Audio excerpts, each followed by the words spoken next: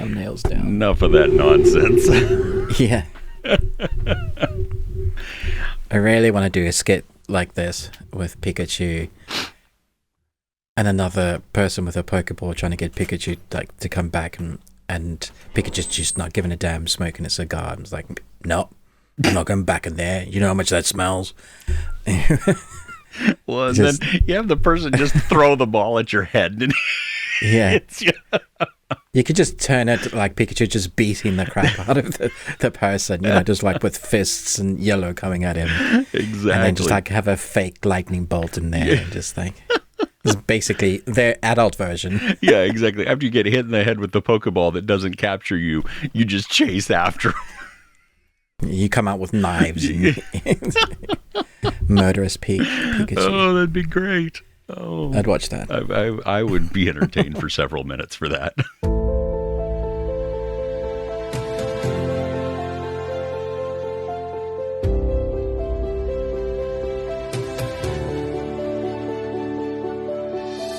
Hi, and welcome back to the best thing you watched this week. Thank you so much for joining us. We have Chris from Movies and Munchies and Pikachu from the Ruby Tuesday. Today we're going to have a fun time.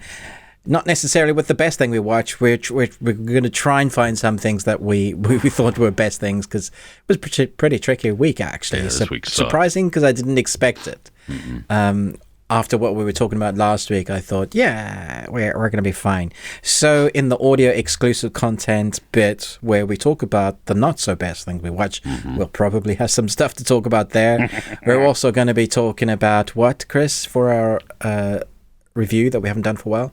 Or haven't seen? Oh, yeah. It's a movie that we found on that's on Prime. I believe it's on Prime in the UK as well. Yeah. It's called the Gangster, the Cop, the Devil, and it stars Ma Dong-seok. Is that his name? Yeah, from the Busan Train to Busan. He was also Gilgamesh in The Eternals. Oh, so yeah. I mean, that works. I actually can't wait to talk about this movie. So okay, cool. Yeah. And then obviously our Patreon, which starts at 1, is called The Bearded Ones. We have over 75 various different bits of content in there, which is like games that we do, skits that we do, movie reviews, TV series, stuff that if you're on a different tier, you've asked us to do. We've got a number of going in this weekend as well, or midweek, depending on when I get to editing them. But just for £1, you get all of that, like much more.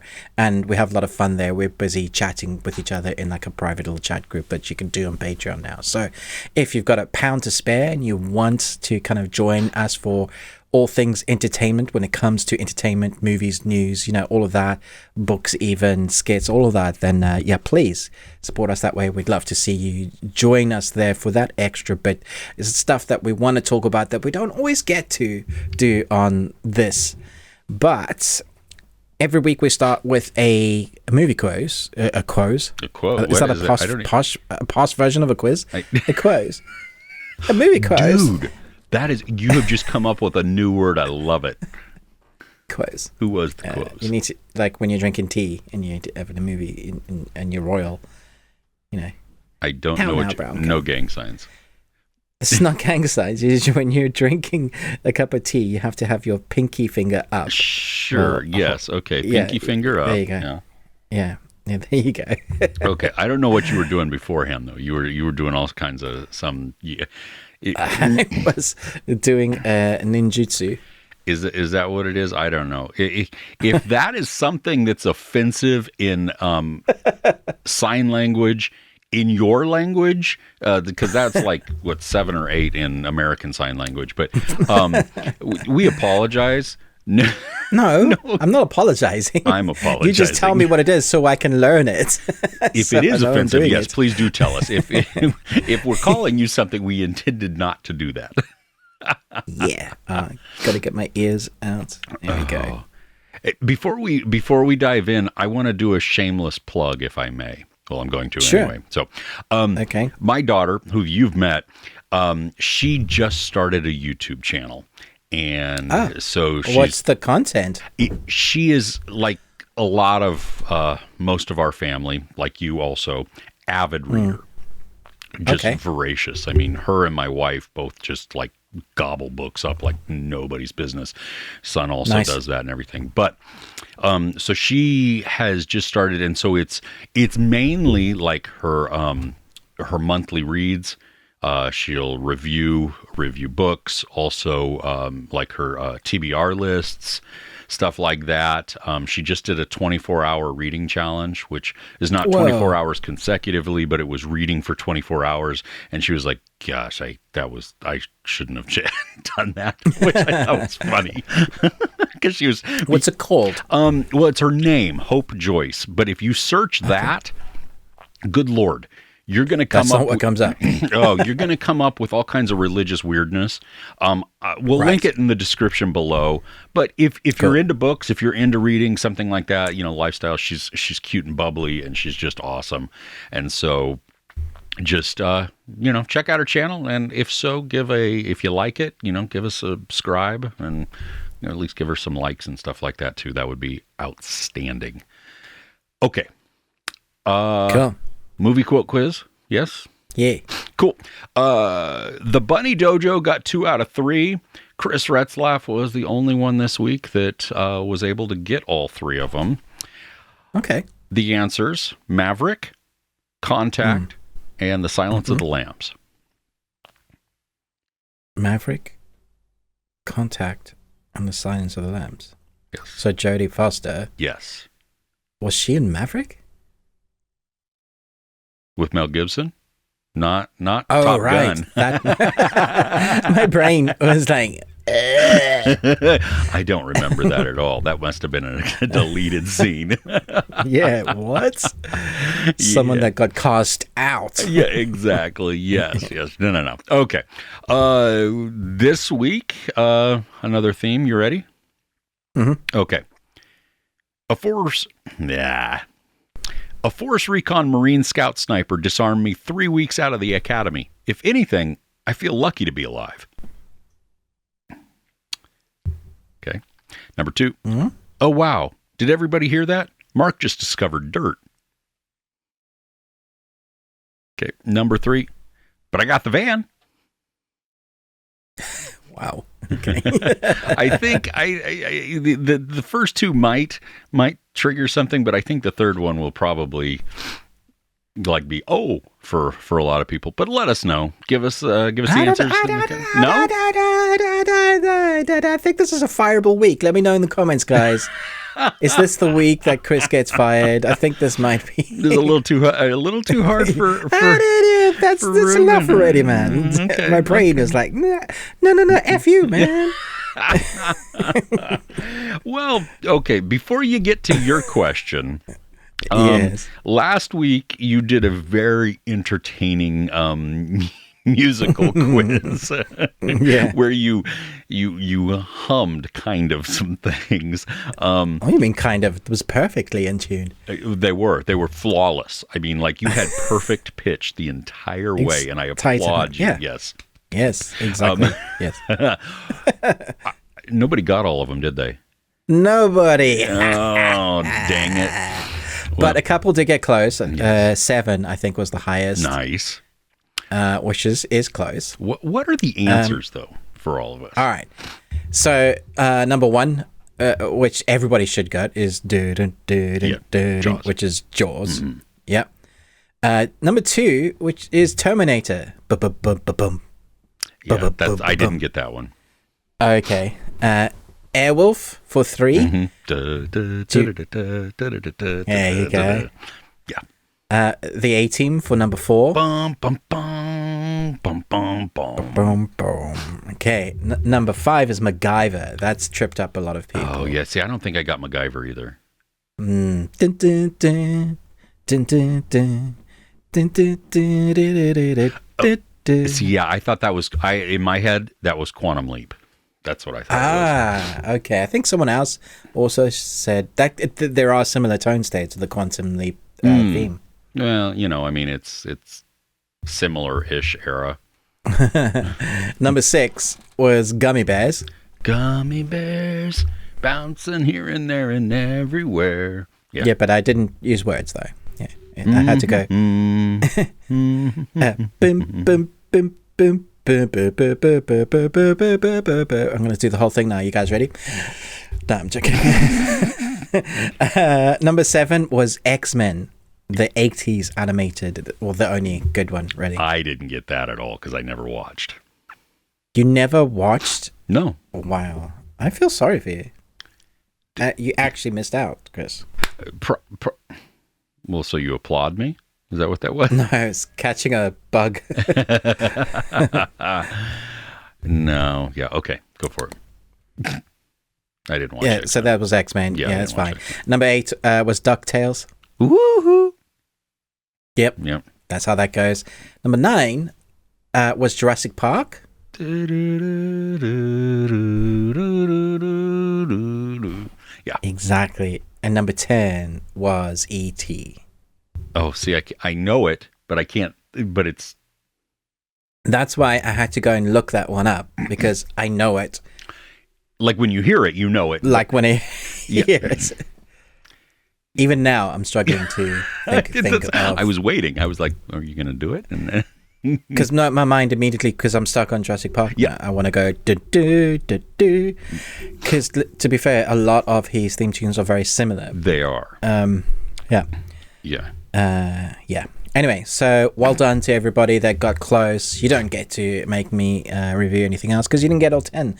One day I'll surprise everybody again with another 10. Nice. And see if you guys can win then. I don't have a question, so we'll just dive in. Okay, fair enough. I've used all the interesting ones, and I'm tired of making up crappy ones. So, okay, sounds good. I gave you the answers to the 10. That was enough. That's you've enough. I've used enough airtime. I'm done. Thank you. Yeah, thank you. Come again next week. Yeah. Oh man. Okay. So we'll dive into the best thing we watched this week. Like you said, this was a tough week. This was a very surprising week, actually, for me. Yeah, it was. Because what I thought was going to be on my list did not make it at all. So, how many do you have? It depends on what I want to talk about. It's what I'm feeling like. Okay. Yeah. You want to go first? Or you want me to go first? How many did you have? 2/3. All right. We can. Doesn't matter. Okay. Whoever can go. Yeah. Okay. So I went to the theater this week and I saw Napoleon. I'm not going to talk about that. I watched a Netflix series that came out on Friday, and I'm not going to talk about that one either. Right. It was Thanksgiving week here in the U.S. and so on Wednesday night in preparation, my wife and I are just getting some stuff. I mean, it was a fairly low-key thing. I mean, just the kids came over and we just had dinner and watched a movie and stuff like that. So it's not huge deal. We didn't do turkey this year. We just did sliced pig and some potatoes and yeah, but you told me you went on a killing spree and sorry, was I not meant to say anything? Well, I can neither confirm nor deny, and on the advice of my attorney, I choose not to incriminate myself. Take the fifth. Yes, exactly. Yeah, that was on Friday. Right. Yeah, no. Different day. So I'm sitting there, just chopping vegetables, getting stuff ready for to make it easier, just on Thursday and stuff. Getting some of the things ready beforehand. Like my wife was making a pie, so we were doing apples and everything. So while I'm sitting at the table just doing this mindless stuff, wanted to watch something, and I just was like, I haven't seen this in quite a while. And I watched The Babysitter and The Babysitter 2 Killer Queen on Netflix with Samara Weaving. And dude, okay, so the first one is arguably better than the second one. Yes. Except the second one has a redemption arc to it that I absolutely love that comes at the end. Oh, true. Yeah. That one, you have... if you've never seen it, it's basically this kid in The Babysitter. This kid has a babysitter, and one night while his parents are away and he's being watched, he becomes the center of a sacrifice type of thing. So it's got a massive crush on her, which I get because it's Samara Weaving. She's stunning. Yeah, exactly. Yeah. And he's what, like a 13-year-old boy, something like that. And he's going to be like just coming into his prime. Yeah. Exactly. And he's like, "Hello." Yeah. Oh my gosh. But then you have, I mean, so you have that dynamic there, which is funny and it's cool. And Samara Weaving does such a great job of just, I mean, she's very charismatic, and she's so fun, flamboyant. Exactly. Yeah. I mean, she's like what you would want, because she's a little flirty with him, but not much. I mean, she's not trying to, it's not inappropriately. No, she's just fun. Exactly. Yeah. And though she feeds into his, still, the immature fun that the kids have, you know what I mean? Like they, and it's just, it's reminds him he can be a kid. Yeah. And she's not she talking plays down with him at his no. She's like as an adult, but being with him on his level, which is great. Not taking herself too seriously, but also not pandering to him or making him feel young. I mean, it's like a great mix there. Tough to pull off, but like every kid needs to have that babysitter, except for maybe what comes later. Yeah, you don't want that part. But once you get the rest of the cast that comes in, I mean, you have like Andrew Bachelor, Bella Thorne, Robbie Amell, and the girl from from Pitch Perfect who talks like this. I hate my twins. Oh, thanks. I like to set things on fire. But wow, the commitment that they have to the silliness within this. I mean, I think Robbie Amell steals the show. Okay, now I love him in like Upload on Amazon, on Prime. But even his other films that are really good. There's a Code 8. Code 8. Is that yeah? Well, I think really there's a second one coming out. There is. They've just picked it up, becoming a Netflix original. Yeah. Oh, nice, cool. Yeah. So he's a lot of fun, but he's the jock in this, and there's just he's shirtless for most of the first movie, and then he's shirtless the entire second movie. I mean, guy's got great abs. If you got it. Well, he does, but he has this quirk to him that he fully embraces, and all of the characters just go fully into the silliness of it, and yet though they play it straight.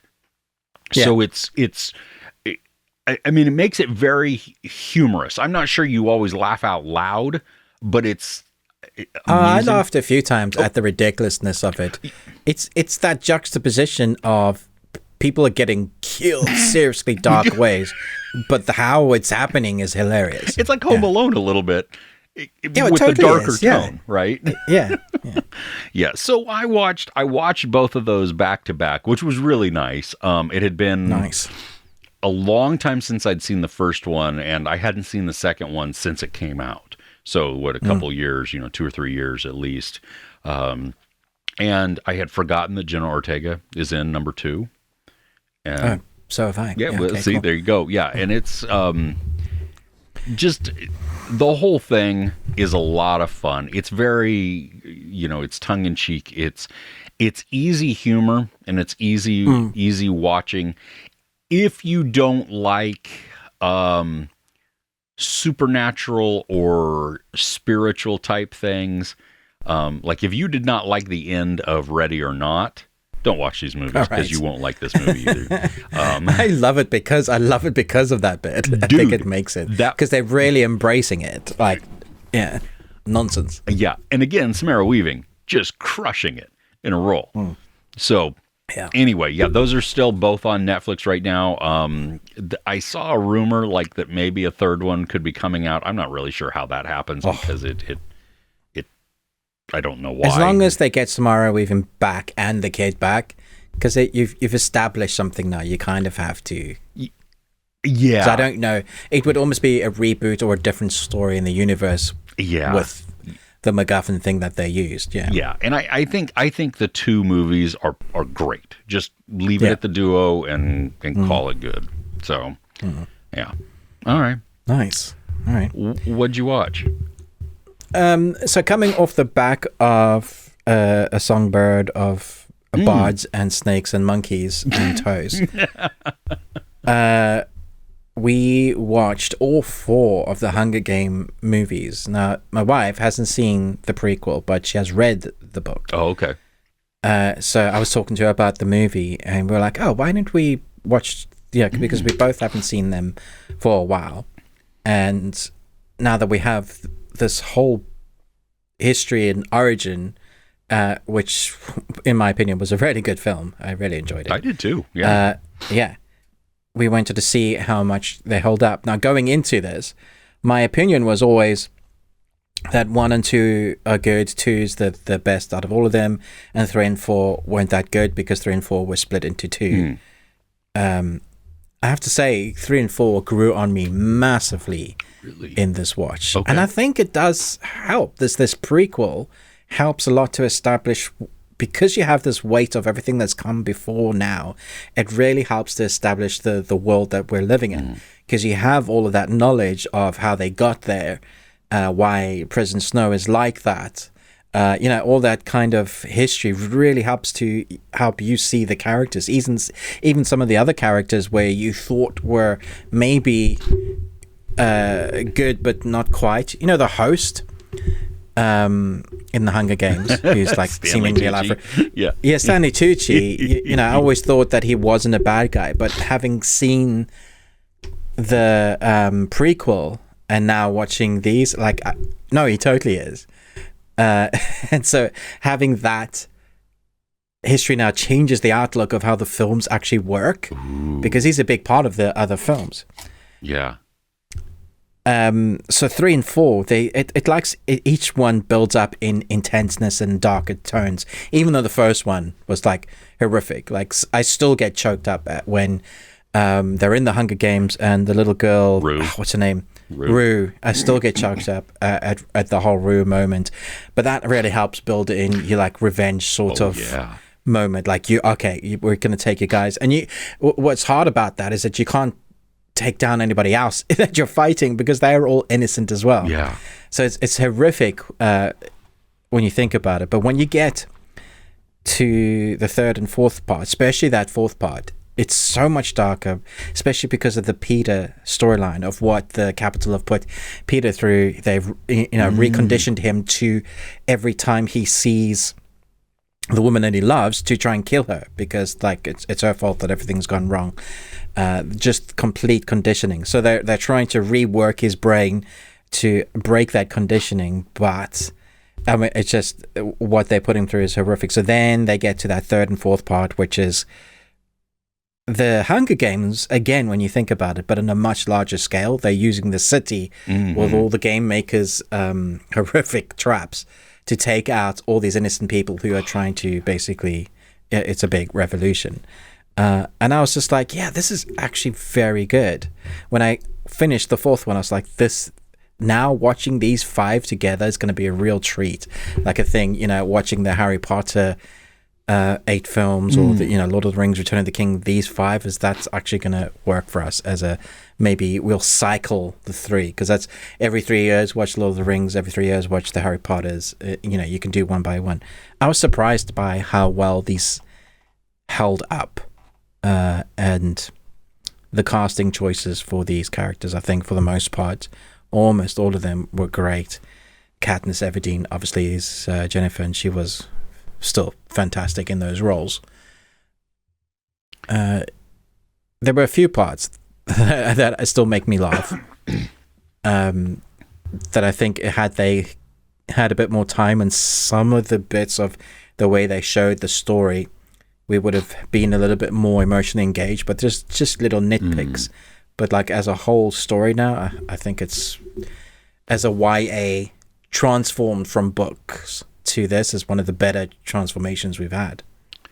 It has been like a really long time since I've seen them. I don't think I've seen what is it? What's the last one called? We have Catching Fire, which is the second one. Oh, Mockingjay, right? Mockingjay Part 1 and 2. Yeah, I don't think I've seen Mockingjay since I saw them in the theaters. So I want to rewatch these now. I mean, you know, you and I had been chatting during the week and stuff about this a little bit, and it, like, hearing your perspective now, especially with having seen the Ballad of Songbirds and Snakes, and Monkeys and Toes. Yes, toes. Is that what you said? Or toads? Yeah, toes. No, toes. Toes. Everybody likes a good toe. I can get you a toe by 3 p.m. But totally derailed. Nice. But it like how it sets that foundation, and I'm curious to see, like, because I don't remember. Like, I remember the first movie, I remember parts of the second movie.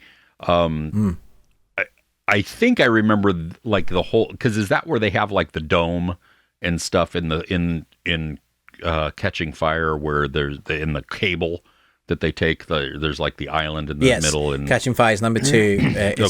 It's the victors. Yeah, that's right. From they all come. They've just won the ability to live forever, except Snow comes with a little caveat. Oh yeah, we're gonna make all of you the winners because it's the 75 Coil Games, and you're like, you evil bastard. Yes. Okay. So yeah, well, I remember that. I don't remember all of it, you know, and so this will be, I think it'll be a good rewatch to just. It was a real treat watching it again. Nice. Yeah. Well, and it's also great to hear that you had a larger appreciation now for the final 2 movies.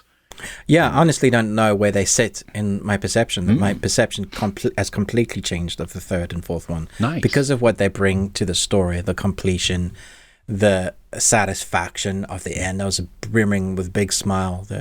The story that Katniss and President Snow go on together is very interesting. Yeah. Nice. Cool. All right. Yeah. So what's next on your list? This one is also not new. By any means. It's from 2007, actually. Wow. Stars Steve Carell. And I don't know if it's actually a Thanksgiving movie, but for me, it's a Thanksgiving movie. For us, it's a Thanksgiving movie. Dan in Real Life. Have you seen this? Trying to remember. Where he's a journalist. He writes columns. A columnist. That's better the word. He's a widower. He goes to a family home with all his brothers and sisters, and parents and kids and everything. And he meets Juliette Binoche, happenstance at a store, like just almost instantly falls in love with her, and then realizes that she's dating his brother. Oh man. Yeah. I don't think I've seen this. Dude, really? Oh my gosh. It's a really, really good mix of romantic comedy and drama. And like Steve Carell is genius in this. I mean, he's just so excellent because he's very relatable, and you feel for him and you groan for him as you watch him make mistakes that you're like, dude, no, don't do that. You know, just don't do that. Yeah. Or you root for him. And I mean, he's struggling because he's got 3 daughters from like a 4th grade to high school, you know, in there. And just the difficulties of navigating that after losing his wife. But the whole interactions with the family is genius. The woman who, she's Holly in The Office, Amy Ryan, she's in this also, which is funny to watch them play, but she's like sister. Yeah, she's a sister in this one. So it, but I like her as an actress. She's great. Yeah, she is.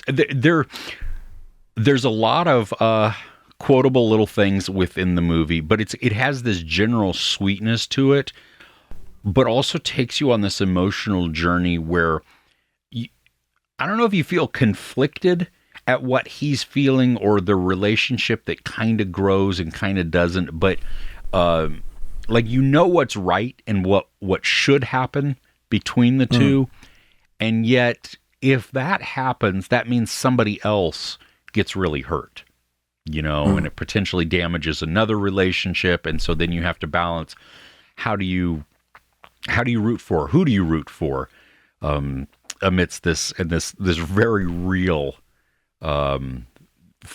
family dynamic. I mean, it showcases, the chaos of a lot of people in one house, over a short period of time, and just the dynamics that come into play with brothers or sisters and how they taunt each other or will tease each other, but also share real moments as well. And, there's some heartbreak in there and some tears, and just, he does a really great job. Steve Carell does a really great job of like showcasing jealousy and trying to stuff it and being terrible at it. So it's like bubbling out where he thinks he's being... When he nails it, it's so good. Like the comedy timing between it being dry or just awful and cringy to watch, that is really hard to do. But he is one of those actors that him and Jim Carrey, like, what was it? What's that movie? Good Morning, Truman Show. The Truman Show. Is that what you're thinking? No. Liar, Liar, I think. Oh, yeah. Or no, Bruce Almighty. Yeah, him. Mm-hmm. He makes him as a news anchor say, trying to start. One of the best clips I'll ever see, and them two together, doing comedic moments is a thing of genius. I can't believe I haven't seen this. I need to put this on my list. Dude, yeah, you really should. It's so good. I mean, the dynamics of everybody involved, and just the way that you'll have Steve Carell will mutter things under his breath, and it's like instantly relatable. Like you could see yourself in that situation going, yeah, I would say that. And so it totally works. It is a yearly watch for us. It's homey, and cute and silly and heartwarming all at the same time. Nice. Yeah. But definitely going to put that on my watch list. Nice. So what's next? I'm going to talk about a game that I actually had a hand in making. I was recruited by Larian Studios as they were trying to recruit a bunch of writers a while back. What was it, about 2 years ago maybe? Mm-hmm. And so we were freelance writers writing a bit of Act 2 on Baldur's Gate 3. And so I did that for about 3 months, which was fantastic. Such a great experience. Managed to get up all the way to the number 1 spot of all the writers. Like, they whittled us down where they might have kept some on. Ooh. And I beat out everybody. I was like the one, and then they just didn't keep me on either. Probably took out some of our ideas in like a very good... I mean, not complaining at all. We got paid very well for our writing. It's one of the first times in my life where I got paid for my writing properly. And I was just like, woo!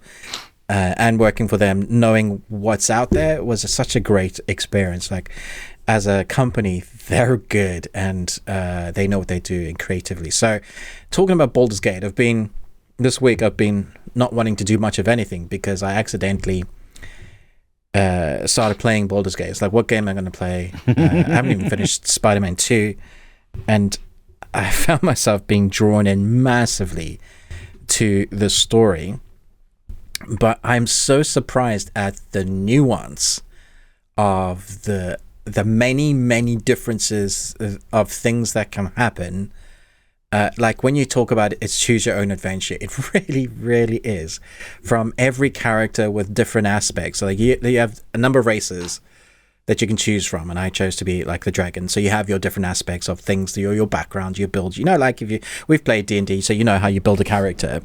So you do that. And you also still have like dice choice. So you have your D&D dice. Oh, So, wow. like, Okay. sometimes you have perception checks, you have critical rolls, all that kind of thing. When you are getting to a bit of a dialogue that you want to be, you want to deceive them or persuade, you have to roll this dice. And like if you pass the number that it sets, then it will work. If not, you could find yourself in a battle. But I found myself laughing and also crying, like just dying loads. Like this is way harder than I expected it to be.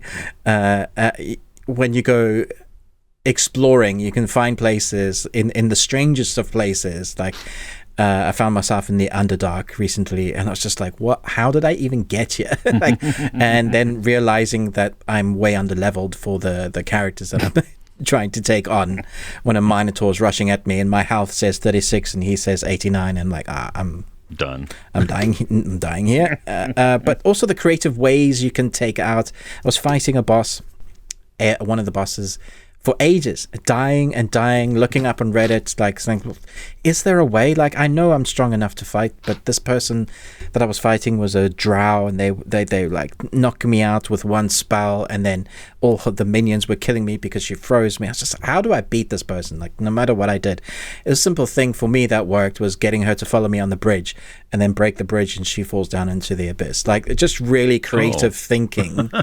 I was just like, what? I would never have thought, but I found ways to do that. Or you can have a character that has an affinity for animals. So I can go up to a bear that's growling at a man, and he just look at me, and I'm like, all right, think nothing of it in the game. Come back later, have a character in my party that is and use a spell, talk to animals, and then you hear a whole dialogue with the bear saying, this guy, I've been trying to tell him my life story for ages, and he's writing down nonsense. That's not what I've done. Or have another interaction where a squirrel will come and bite my ankle, and you have different options like move away, ignore it, kick it away so it doesn't like bite you again, because it's basically attacked you. Yeah. So I was like, oh yeah, just kick it away, and I flipping kicked it so hard it splattered on the rock, just went, and all the other characters' reaction is like, holy crap! The vampire's like, oh, there goes my lunch. And it's so real. Like, these characters absolutely feel real. There's a moment with the vampire where you can let him feed on you because he needs to feed. He's really hungry. And I wanted to see how far it would go. So the dialogue comes up. You've started to feel a little bit dizzy. Tell him to, okay, that's enough. Back off. Push him away, or let him keep it on. It's like, I'm okay. Let him keep on. Dude, you literally can die, because I died. My character dead. And if you haven't picked up another character that's in your camp, you can't resurrect that your person. You just stay dead. That's it. Oh. So so there's lots of saves. About to die. Yeah. It's just remarkable, and it pisses me off that there are so many other games that come out that are broken, not nearly as creative, quarter of the budget. These guys, Laren Studios, aren't a massive company, but they are certainly, because this is not technically a AAA game, this is a AA game. And my word, it's probably my favorite game I've played this year, the most immersive. And let's not even begin to talk about how the characters look. I chose the dragon race, and the scales, the depth, and the clearness of each of the scales all over. His whole body is just made of like white scale, and it looks phenomenal. Wow. Did you play it on your PS5, or did you like get it on Steam? I played it on PC. Oh. Yeah, I played it on PC, and I'm dying a lot because I'm getting used to the controls, the camera angles and the controller. So you up, down, strafe, left, right, and then you're scrolling with your mouse to either zoom into the characters or see it from like a top-down version. So okay. you have all this control. But yeah, seriously fun. Nice. Right on. Do you have to have played the first two games to? No.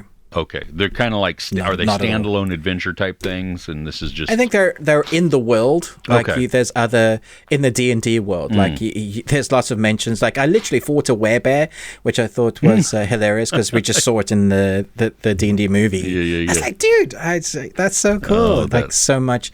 They talk about Baldur's Gate, obviously, because that's what it's called. Neverwinter, all that stuff. It all connects to the D&D world, which is nice because there's so many other things that you can play or read. I've been reading through the Drizzt Do'Urden books again, and I'm like, oh, I know about this world now because you can see how much they've kept the faith for what's real to the lore. Because when I'm reading those books, everything connects to like what they've created here. Oh, that's nicely done. I wouldn't have even thought that this was a D&D thing. I mean, I didn't know anything about the game, so there was no reason for me to think that. But I mean, like even just like. It was totally separate. I would just think this is like one of those other, like... yeah, I mean, they've done other games like Divinity, Original Sin, top-down, turn-based role-playing game, but this is proper D&D. Nice. Yeah. Right on. Yeah. Very, very cool. Okay. Yeah. I don't have anything else on my list. That tells you my kind of week. So I will do over 9,000 now then. 9,000! Yeah. Mm-hmm. Have you got the sound ready? I do, yes. I put it in post, actually, so we were good to go. Okay, so he's probably making that noise, and now I'm just talking for no reason. Cool. All right, so the whole reason I'm dressed as a very scary Pikachu... How'd you get those scars? Or a man wearing... or a man wearing a Pikachu skin is because of a new anime that dropped on Netflix this week called My Daemon. There are 13 episodes. Oh, wow. They're about 25 minutes apiece. It was interesting. Every time I watched 2 episodes, I would leave my room, walk around the block, come back, watch 2 episodes. It was a good instinct for forcing me to do some exercise. But I didn't want to because after the first episode, I was drawn into it because it's dark. So you have a kid in a world that... I mean, we've had it so many times. Post-apocalyptic Japan, these creatures that infect the world are called daemons, not demons. They're like... They look alien-ish. Like if you took Digimon... Yeah, if you took Digimon and Pokemon and you squished them together, that's sort of the creature creations you would get. Unfortunately, you can be affected by them, or initially there was this big bum that you could have been infected by it. So this kid is a little bit infected by partly Daemon DNA in his head. You see he's got like a massive scar on his face, talking about how he got the scars. The best way for me to describe this series is it's adult Pokemon, right? Okay. It's like they're people trying to use the Daemons to catch other Daemons, and our main character, his voice to me sounds very similar to Ash, the English version, and his Daemon creature also sounds like Pikachu to me. It's just like it's high-pitched speaking. Okay. So there's similarities. Now, if you've ever seen the movie, the Pokemon movie Mewtwo, the storyline is very, very similar to this anime storyline. So there's so many comparisons that you just can't help going, well, this is weird. However, because it's very adult, you have this seemingly kid-friendly storyline about the kid going on a journey. He's trying to resurrect his mom because something happens to his mom. His Pokemon, his Daemon, has an ability because each of these Daemons have unique, different abilities. His one is a storage Daemon. Basically, it can store everything that's not living to like massive like cement slabs or things that are because it sends it to another dimension. Basically, it's like a storage Pokemon. And the government are one particular group of people are after this particular Daemon. So the kid is running from these people, but he's also trying to get to a place where he's heard about a Daemon that can rewind time. And so this is where we have our intense journey because he's trying to run from one place that's far away. So he's journeying and he's meeting loads of characters on the way. Like if Ash was going on a journey to the Johto region and catching all the Pokemon on the way. And then he's also being chased by Team Rocket, but just much darker. Because while it's kid friendly, you will then have decapitated heads, people dying with like spikes through their bodies. Ooh, okay. It got me because there was like, okay, he's on his own. He's trying to do something that seemingly is impossible. He doesn't know if that Daemon even exists. He's just heard rumors of it.